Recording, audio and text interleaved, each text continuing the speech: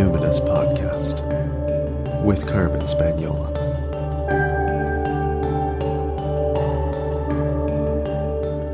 Hi there, and welcome to the Numinous Podcast, where we have interesting conversation with everyday folks about the mystery of life. This podcast is a complement to the Numinous School, my online intuition development program for people who want their self-awareness to serve a greater good. Registration for the Numinous School opens on June 1st. It only happens once a year and spaces are limited. Sign up for the waitlist on my website, carmenspagnola.com. On today's show, I'm interviewing my next-door neighbors, Beth and John Threlfall. I'm very lucky to live next door to our neighborhood witches. Our backyards overlook each other, and that's where I do a lot of my own ritual practice, just out there in the open in my garden. So it's nice to feel that my spiritual practice is welcome and understood, and perhaps even a little protected in their care and understanding. But something I really love about living next door to the Threlfalls is observing how their children have been growing up over the years we've lived here. And something about how special they are had me curious to know more about the magical mixture of Beth and John as people, as parents, and as witches. I connected with Beth and John around my kitchen table here on Lekwungen territory in our neighborhood borough known as Fernwood. So John, what identities do you lead with? I usually call myself a writer, a teacher, a witch, and a parent. That's an interesting package. Yeah. If you look at my Facebook page, that's usually what's on there. Sometimes I throw time traveler in as well. Oh, nice. Excellent. I will have a follow-up question about that then. How about you, Beth? What identities do you lead with? I go with mother, artist, witch. Though I feel as our children are getting older that the artist will swap with the mother.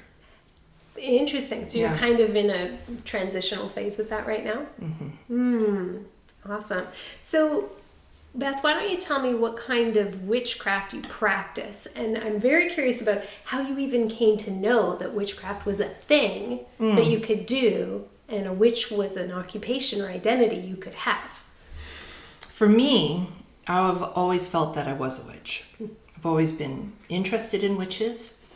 As a young person, I had a Cinderella book collection, and what always fascinated me about the Cinderella story was the witch character in it, though she was always portrayed as the fairy godmother. Mm-hmm. When I'd open up the book, that was what I'd look at first, was how the fairy godmother looked. And sometimes she was, with the bonnet, and other times she was with the hat. Mm. And I always felt that I had magical powers.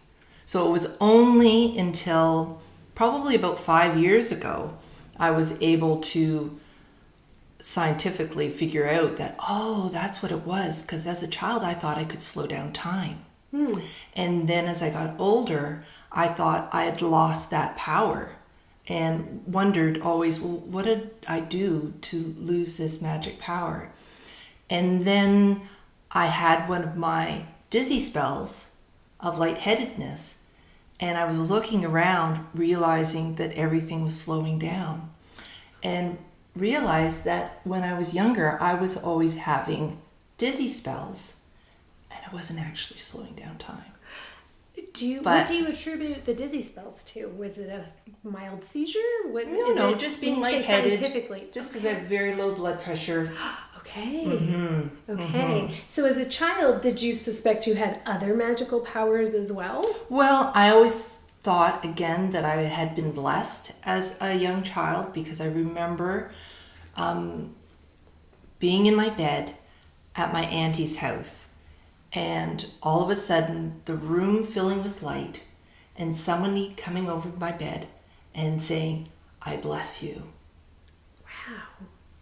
And then later on, I realized, well, it was probably me lying in bed and one of my aunts with the hallway light being on and only seeing them in shadow, and them coming and just saying, "Oh, bless you, young child," Oh, how old were you at this time? I would say I was probably about 5. Oh, so you were just little, but part of me is like, what if you did have a visitation? Oh, though, sure. Beth? Oh, sure. Maybe And you does it did. matter? Right. You know, all my life I thought I've been blessed, and all my life I thought I had magical powers. Does it matter that I've, rationally thought it out of these are probably what happened? No, because it's allowed my life to create magically and become the person who I am, which is a witch. So what was the point as an adult then, when you started telling people, yeah, I'm a witch? Teenager. Yeah. And so you self-initiated at that time, or did you? Okay. Yeah. Found a couple of books and different oracle tools. Yeah. So I would say grade 10. Did you grow up in a city or a small town? Like, was this done? I grew up in Surrey, so I grew up in a very urban. Yeah. And I've just always felt like a spiritual person, and I just naturally gravitated somehow towards that. How would you describe the type of witchcraft? I mean, there have been people on my show who said, oh, I identify as a pan-Germanic heathen. I've had people on my show say, I identify as a Wiccan. Do you have a particular, I don't even know what I would call that, style of witchcraft that you practice? I would say that I am a witch. I am a witch. I'm an everyday, use magic, move in a magical way. My life, the way I raise my family, everything is designated around how I speak, how I talk, how I interact with people. I'm very fascinated by this. How would you describe moving through the world as a witch and in a magical way, in speech and action and that sort of thing, versus a non-magical way? I find that when I speak with people, I try and be thoughtful about what I say every time I speak to people. And when I come away from an interaction with somebody and it has not been a positive one, then I reflect. And I also feel that is being responsible as a witch. That's like part of the witch's way of being. Cool. So, John, same question for you then. How did you come to witchcraft, and how would you describe your practice? Well, let's start with the how I came to witchcraft. So, similarly, I grew up in a suburb of Vancouver. I grew up in Burnaby, and I was born in '64. So I grew up in the TV era when Bewitched was sort of your main, pretty much your only pop cultural attribute of witchcraft. When at that point in time, what did we have at that time? We had Cinderella books, we had that kind of thing. We had Bewitched on TV. We had Sabrina the Teenage Witch. We had Wendy the Witch, Casper's buddy. We had these kind of pop culture witches. So I was always really aware of the pop culture witches that were out in my world, and I was also similarly a kid who leaned towards the spooky side of things. Anything that was kind of supernatural was sort of my thing. I felt that I had strong connections with the spirit world, with ghosts, with ESP, we used to call it back in the 70s, that kind of thing.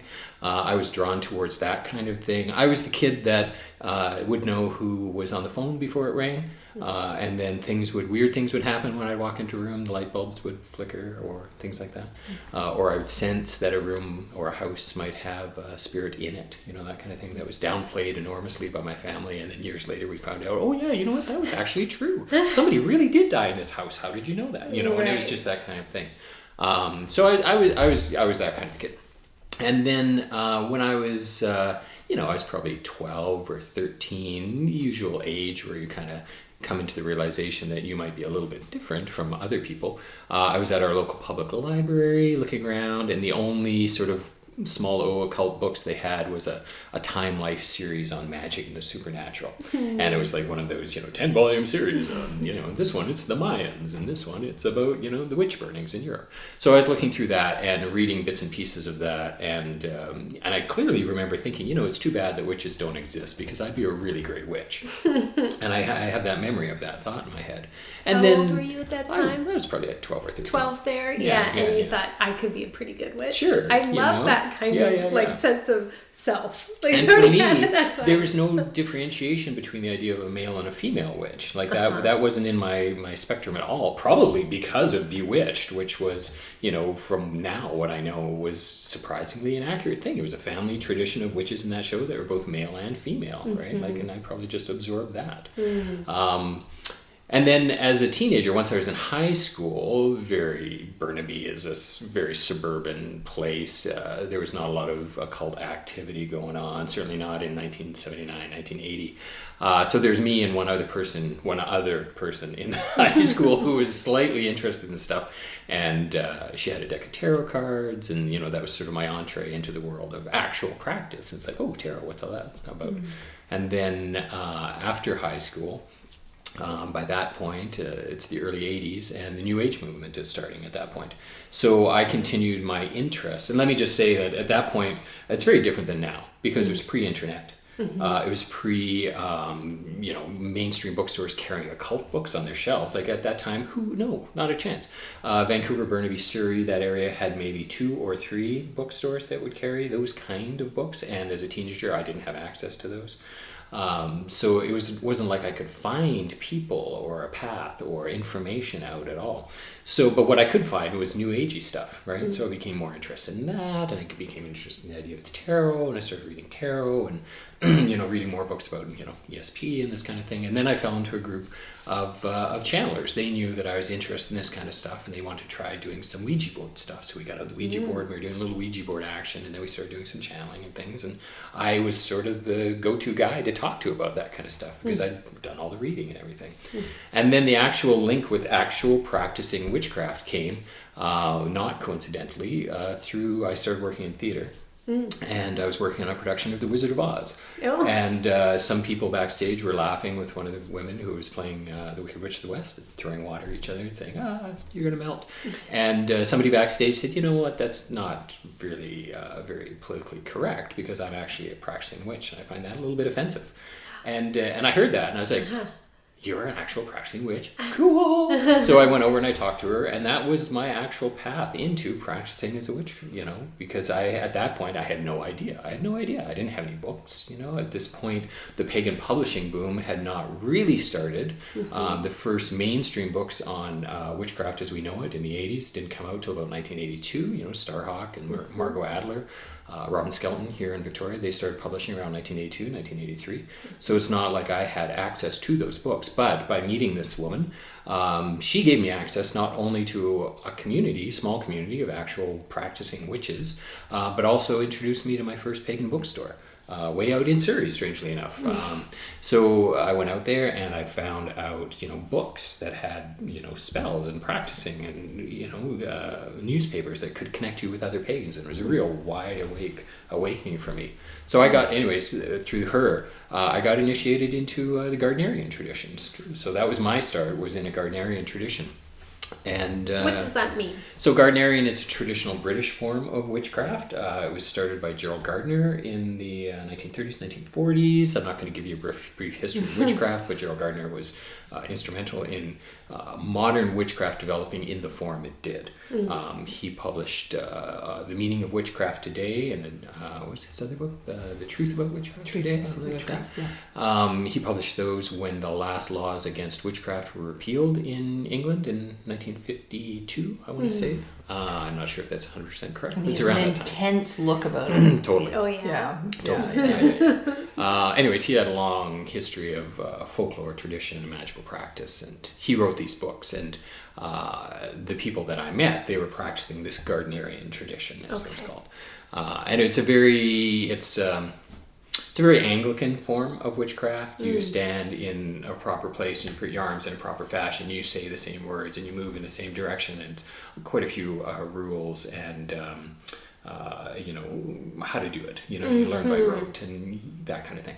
And I practiced that form for a couple of years until I ended up moving over here to Victoria, at which point I developed much more of a West Coast kitchen sink eclectic tradition, shall we say. And then worked with a group here in town, and then ended up working with the 13th House Mystery School, which both Beth and I are both priests and priestess of here today. So.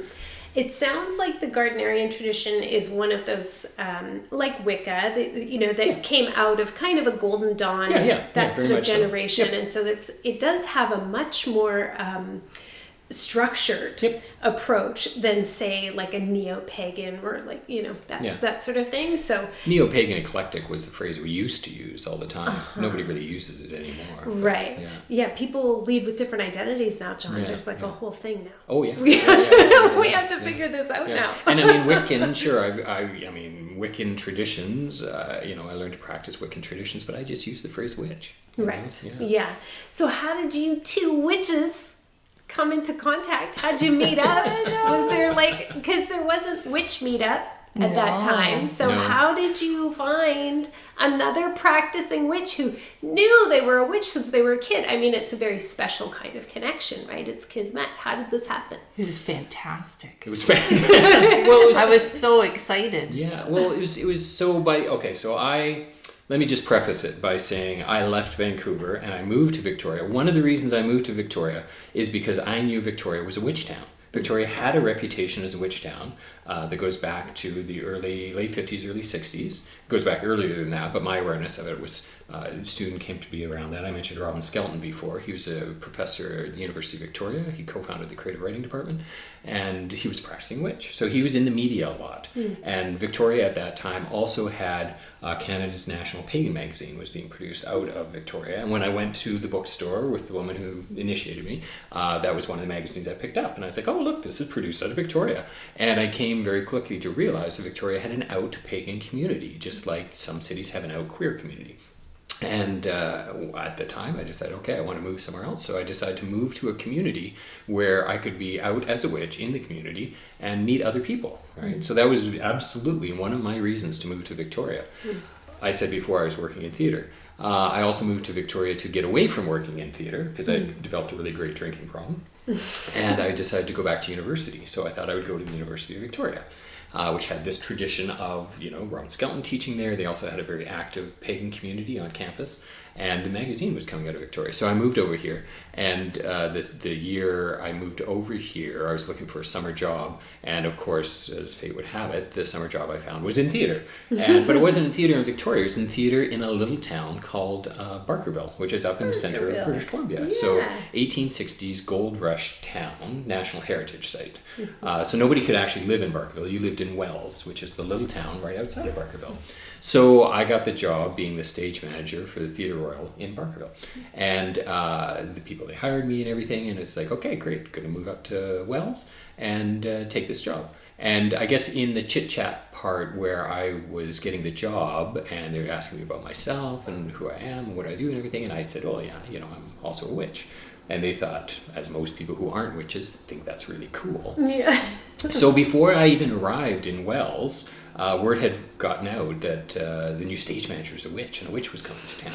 And I'll let you take it from there. So I was up my second year up in Barkerville, and I worked at the Wake Up Jake, which is the restaurant in the park. And I had heard that there was a witch coming, and I'm like, oh, okay, well, that's exciting. And one part of the restaurant is a boarding house table, so it's a really long table that all sort of the staff of the park sit at, so that they're not all scattered about the restaurant. And quite often in the mornings, that was my table to look after. And came to the boarding house table, and there John was sitting across from the boarding house table, and he had hands on the table, and he had a pent ring on. And I was like, oh. Explain for people who don't know what that is, what it is. So it's the star. Yeah, the star symbol.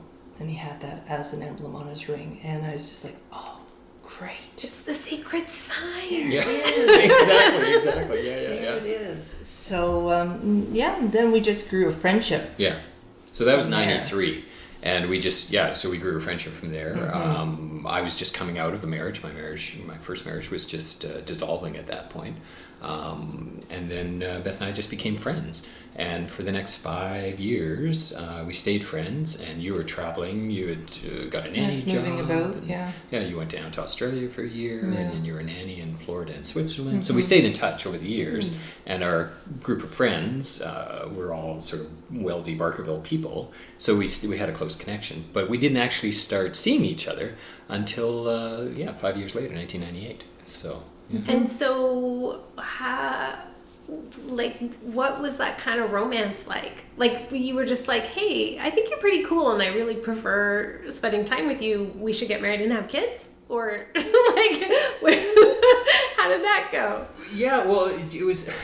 So, on one of our first dates, if you'll call them that, we realized we had sort of a past life connection as well. So, I said before, Barkerville, the town we met, was an 1860s gold rush town. Yeah.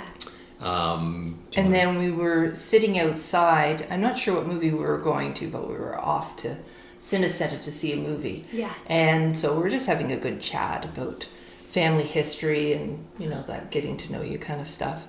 And John said something about his family pioneering in a town in Manitoba called Melita. And I'm like, no, you're getting your histories crossed, because my family pioneered in Melita, Manitoba. And it turned out that both of our families had pioneered in the same little town in Manitoba in the 1860s, and that we both have Melita history books, completely different books, but the history and lineage of Melita, and both of our families are mentioned in it. So, and Melita was not a big town. So the odds of it were very slim. So it became, our whole relationship has been like that. These sparkly, quote unquote coincidences. Yeah. Yeah. Oh. And it really goes. Yeah, it's pretty nice. There's that idea that, once a witch, always a witch. You'll always find the path again. Yeah. So I think that's very true both in life and in our relationship as well. So fast forward, you guys decide, okay, this is just more than coincidence. This is, homecoming or reconnection. Let's get married. Let's have kids. One of the reasons I wanted to have you on the show is because you have two really awesome kids. Thank you. Through your children, I have wondered what is going on with John and Beth Threlfall, because their kids are so excellent. And so what's their secret? And of course, I can imagine there's some beautiful, magical things happening. But I just kind of want to start, Beth. Did you both want children? Yes, absolutely. Yeah, I think for myself, becoming a mother was just awesome. It's made me a better person. Completely. So do you ever have doubts about it then? No.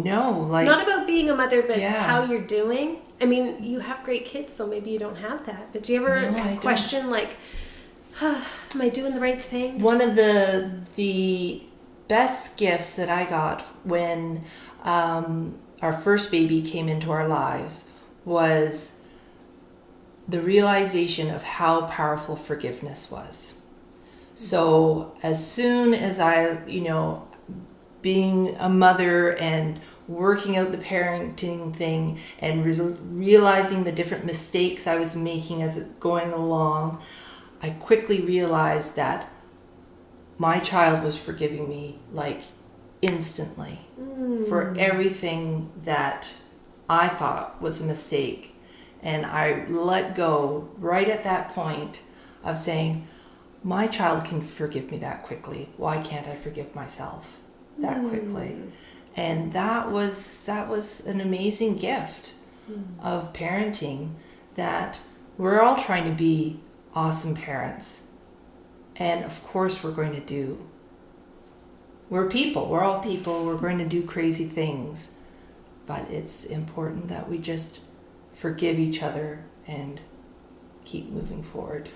Did you have any magical ritual work or any practices that you incorporated maybe through pregnancy or to prepare for birthing or when your kids came in? Tell me about that. Definitely when I was pregnant with our first child, when I would go for walks, I would realize and do a letting go process of knowing that I was going to change. As soon as this person was going to come into my life, I knew that I was not going to be alone again for a very long time. That I was going to have this person in my life, and that at that point when I still had the baby in my tummy, I was enjoying being by myself and absolutely, absorbing that, knowing that it was going to end as soon as this person was in my life, and being okay with that. Yeah. Was there anything special about birth or naming or anything like that you really wanted to bring some ritual to? Music was a big part of it. Both our kids are named after songs as well. Their middle names are Blackbird and Dark Star. So the first song either of them heard were those songs. Crosby, Stills and Nash, Blackbird, and Grateful Dead's Dark Star. And certainly for our second child, we played, during the birth process, we played an album, Mickey Hart's Music to be Born By, and which is an album, repetitive trance-based album, which is entirely based off the ultrasound recording of the in utero heartbeat of Mickey Hart's child. And Mickey Hart's the drummer for the Dead. So that was the sound that was playing during Jackson's birth. Both were home births. Yeah. And both were tended to by other witches as well. We're there with Beth. And our midwife. And our midwife was a woman that I had met up in Prince Rupert when I lived up there for about 6 years, and we had done lots of circling together, not necessarily in a pagan sense, more in a new age sort of sharing circles, and then reconnected with her again once we were pregnant and in Victoria. So that was beautiful. And then before each of our child was born, we did send out messages for people in our family and our friends to participate in bringing our child in the world. So Grace and we asked people to send ribbons with thoughts and messages, and each of our children have a birth flag, so that after the child was born, we would raise the flag so the neighborhood would know. It's a Swiss tradition. And with Jackson, we asked for a word and a seed. So everybody sent us different kinds of seeds, and then with the words, John ended up constructing a poem. Yeah. That's so lovely. Yeah. So how would you say being a witch influences or informs your parenting style? Before I answer that, can I go back to the other one? Oh, of course. Because there's a couple magical things about having children that we didn't really talk about. So probably one of the biggest ones is that we weren't supposed to be able to have children. Beth had That's right. You're like, oh yeah. Very severe undiagnosed case of endometriosis that had crushed most of her ovaries.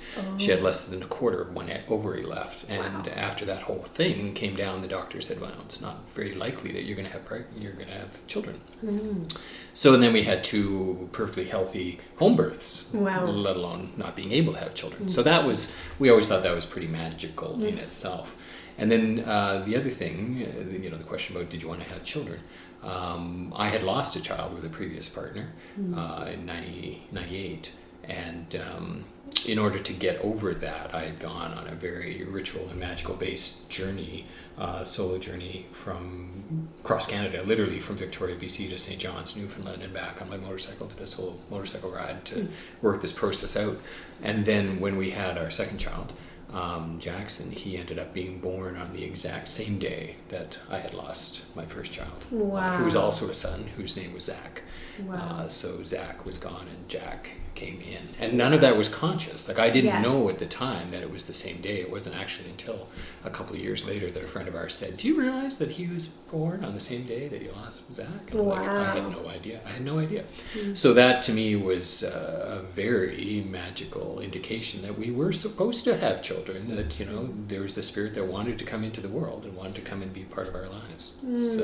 So yes, absolutely on that. Thank you for on sharing that. Yeah, I'm really sorry your son died. Yeah, But yeah. I'm so happy you have two great kids. Yeah, yeah, well, I'm exactly. so glad you're parents. Yeah. So wonderful to see. And Well, what was so- your other question? About Sorry, I lost that one. how does being a witch influence? And so how old are your kids now? Just turning 13 and 15. 13 and 15. Yeah. We're entering uncertain times, my friends, Mm-hmm. you know? So between the three of us, we have 13, 14, and 15. I think we could probably all agree the times are changing sort of hour to hour. And so how do you parent as witches? How you parent as witches? Yeah, I mean, I guess you parent like witches like other people would parent, but you just do it more intentionally, maybe. You know, like a lot of, from my perspective, we're very active in our witch community. You know, I said earlier, we're both priest and priestess. We both taught, you know, how-to witch classes for a number of years, Beth more so these days than me. So we really live an everyday witch lifestyle. People come to our house. We got witchy stuff all over the house. Similar to what Beth was saying earlier, we sort of have a daily practice, not a formal practice where we get up in the morning, we do ritual and that kind of thing, but you just live every day like you would any other faith. Like your worldview is influenced by how you see the world as a witch, philosophically and practically, and you make all your decisions based on that. So I think parenting is similar. One of the great things about being a witch is you have a wider view than I think a lot of people do. You have a view that goes beyond today, and you can look into the future, and if you can look far enough, you can look into multiple lives as well. So I think when it comes to that kind of thing, you raise your kids with the right kind of tools to be able to go forward. Our kids have been around ritual since they were born. You know, I always kind of say that our kids have been to more rituals than most adult witches have, because they go with us and, you know, they know dozens of other witches in the city and they've grown up around it. We have family-based rituals that we do as well at certain times of the year. And certainly as the kids have grown, they've taken on different roles and different parts in those as well. Jackson's now keen on helping light the Beltane fire and everything like that. Right. So do you kind of follow the wheel of the year with them, and is that part of your observance? Yeah. And I think just as a parent, I think it's important just to observe ritual, you know, like when they were born, you know, it was definitely a ritual. When Grayson turned 13, that was a ritual. Now Jackson's going to be turning 13. You know, we will do a ritual for him. You know, I think we've always incorporated ritual and the turning of the wheel and the changes that happen in their lives by using ritual. And how we spend time as a family out in nature too. I think that helps in our parenting, because we use nature as a way of teaching not so much lessons, but just how life moves. Yeah, being connected to the greater world. And I mean, witchcraft is an earth-based spirituality, so you've got to have that connection with earth, right? You've got to have that connection with the elements, and certainly they're out in it a lot, you know, and certainly in the summer we're out in it a lot, and things like that. What's the toughest part of parenting for you? Boy, toughest part of parenting. One of the things I find difficult is balancing the roles you asked earlier, like what do we lead with? So a lot of my parent was one of my roles, but I find it difficult to balance all those roles as a parent. Certainly when I'm working full-time and writing and teaching, having time in there to fulfill that parent function and maintain that sense of my own identity as well. I find that a challenge sometimes, because it's very easy to fall into that role, and certainly when they're younger, of just being a parent. You know, you're only a parent. You're defined by your children, and people are like, "Oh, how are your kids?" And you get to know people through the community, through your children, and baby groups and parenting groups, and that kind of thing. Scouts, Cubs, the whole thing. So it was always, for me, it's always been a real challenge balancing that sense of myself, my own identity, with my role as a father and a parent of the kids. Yeah. I would say for me right now, because of course we're always constantly changing and developing, and especially for them, it's much more apparent how much they are changing. And the idea of me not taking the lead on things. They are now in the lead position, and switching from me leading in the talking and saying, and allowing them to be the ones that are talking and saying, and I'm doing all the listening. Mm-hmm. What about, so you both grew up at a time where there weren't a lot of witches around, so you're used to being kind of on the margins, or kind of a fringy kid, or, that sort of thing. You found each other, and you have community here. How do you feel about your kids that have grown up in this way, that's still, even though we're in Victoria, that's very witch friendly, it's witch city, right? Sure. But how do you feel about the world as it is when your children are leading with identities that are pretty marginalized, really? Like outside of Victoria, man, we all have kids that are kind of queer and kind of witchy, and so we're aware of that when we travel, sure, especially when we travel in the States, going through small town America and stuff. Yeah, we've often thought, it's like, okay, we're going down like middle America, should we take off our witch sticker? But we didn't. No. We're like, no, we're not going to. You can't remove your pen tattoos. That's right. Oh, I feel that we have been really lucky, and I'm certainly very grateful and fortunate that we live where we do live. Because there is a lot of acceptance, and the elementary school that both of our kids went to was very open and wonderful, and as far as we know, there wasn't any sort of backlash for our kids of being kids of witch parents. I don't know if Jackson and Grayson necessarily think of themselves as witches as well. I don't know. And well, that'll be up to them. Be up to them. We've raised them around our spirituality. The choice is theirs as they move forward. Grayson just did a tarot class with Beth recently, so that was her sort of first step into some sort of practice of their own. I think it's a good thing to raise kids in as well, because if you want to use that term marginalized, it reminds them, I would prefer alternative, because it reminds them that they are part of an alternative faith, and they're part of an alternative lifestyle, and it's a different way of living from the mainstream, and it gives them a sense of empathy and connection with other marginalized communities in town, whether that's people of color, whether that's the Indigenous community, whoever it may be. I think that's an important way of developing an identity as well. We very much we're aware that we do not live sort of a mainstream lifestyle. I kind of jokingly say that we vibrate at a slightly different frequency than other people, because we don't drink coffee, we don't watch TV, so we sort of live just slightly out of phase with everybody else, and I think that's a good way to be. I think more freaky people are better.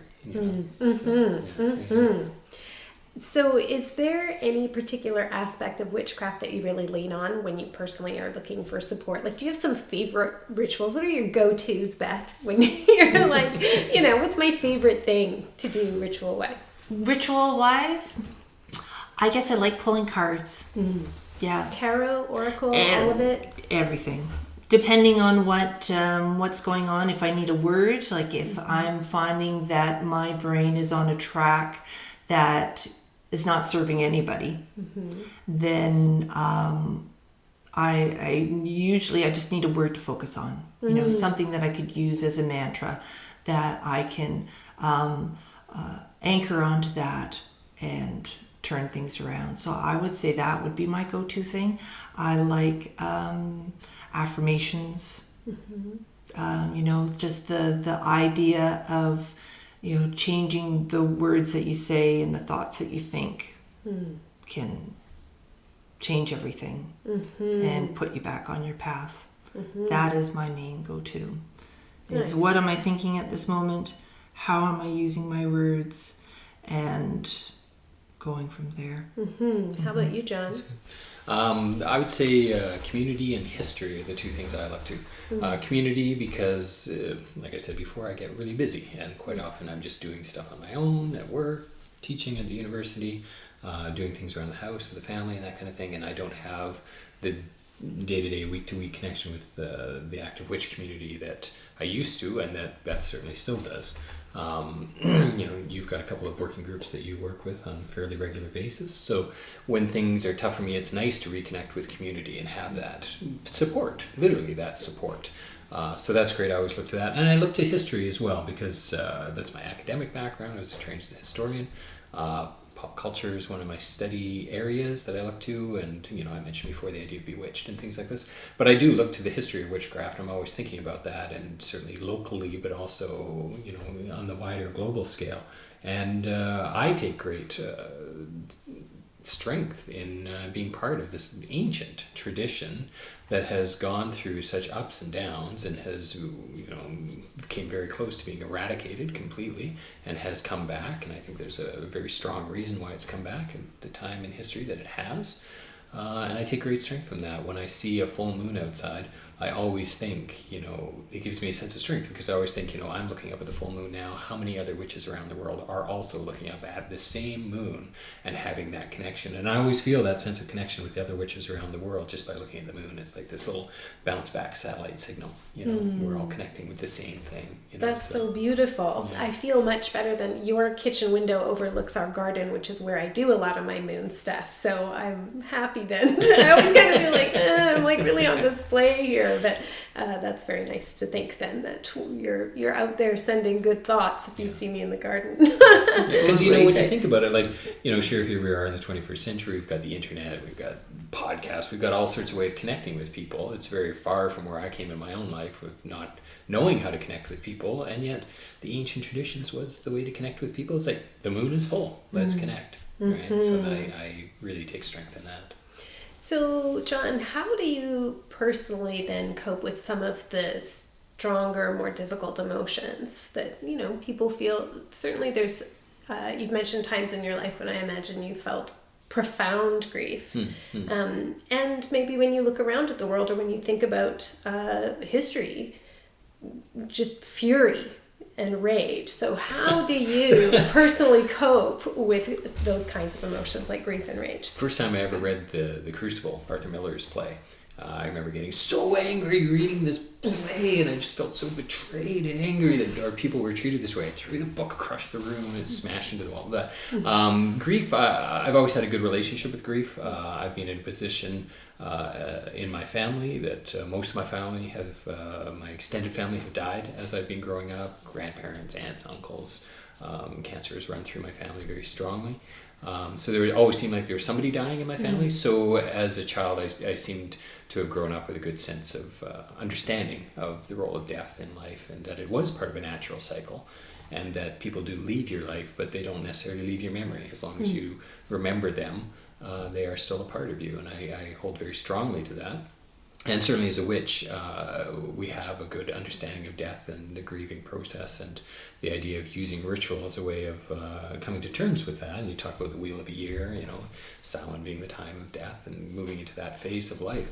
But it is part of the cycle of life, right? So, and I've had grief in my life, not only loss of my child, but loss of friends as well. And I just try not to let go of who they were. I love the new Disney movie Coco, because that was the underlying motto of the whole thing. That was the idea of the story. As long as you remember these people who have died, they haven't really gone. It's only when that last memory of them is gone then they truly die. So it's always a personal mission of mine to remember people as much as possible. Rage I have more trouble with. I have a hairy temper. hair trigger temper, and it always surprises people because I have this perception that I'm really calm, grounded, easygoing guy, which is true until whatever it is that triggers it happens, and then all of a sudden, a hammer is flying through the window, or I'm ripping a door off the cupboard, kind of a thing.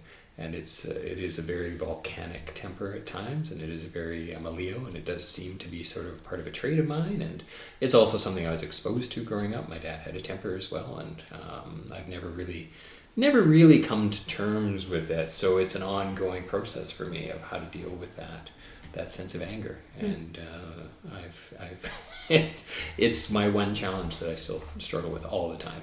I can really relate to that. Yeah, absolutely. That's my Achilles heel for sure. Yeah, it's like I call it the white hot rage. Yeah. The white hot heat comes, and Carmen has just gone like 0 to 100, and it's like, oh, I'm also I've taken it up as lifelong work, but learning how to kind of slow down and stay in the body and like recognize escalation. Yeah, it's like that's next level, John. I'm gonna tell you, when you start to go like, whoa, I'm escalating. I'm like, I don't even know myself now. I can track when that's happening, but most of my life it was just I like what you said about it was volcanic. Yeah. It's hard to know even when it's coming until it's there. Yeah. I mentioned before that working in theater I developed a really great drinking problem, but I quit drinking, and it's been probably close to 30 years now since I've been drinking at all, maybe 25-ish.